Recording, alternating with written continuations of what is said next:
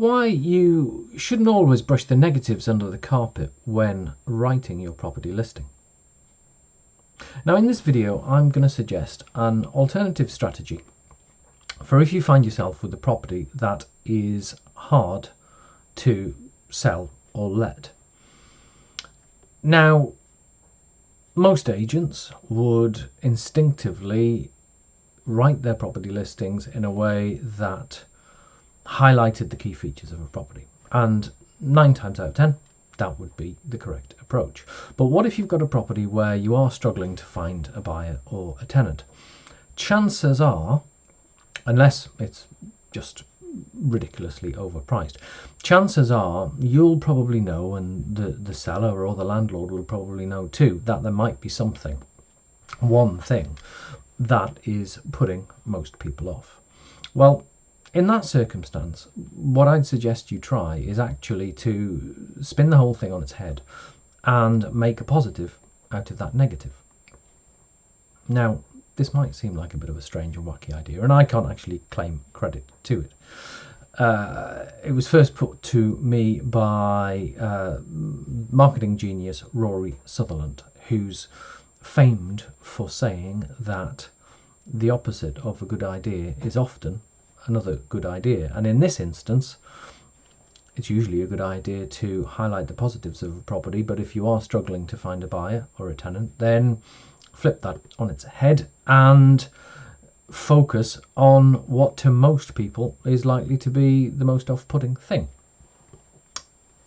You might wonder what on earth I'm talking about. Well, for example, if you've got a property and the back garden backs onto a railway line, or it's a flat and literally outside is the train tracks, well, most people 9 times out of 10 would probably find that off-putting to some extent. But if you're a train spotter, a railway enthusiast, if you're a heavy sleeper and you don't go to bed until well after the trains have stopped running, then actually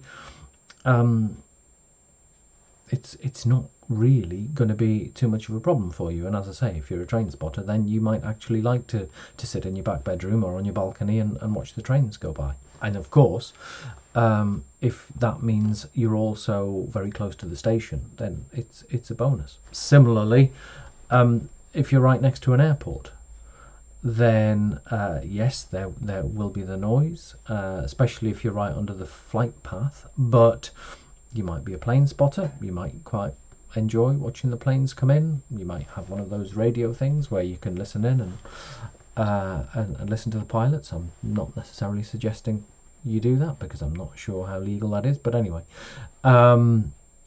if you're profoundly deaf, then the noise of the planes flying overhead, if you're right under the flight path, wouldn't be a problem to you. So because traditionally those sort of properties will be priced lower to reflect being under the flight path, if that's not going to be an issue for you, then you could pick up a bit of a bargain.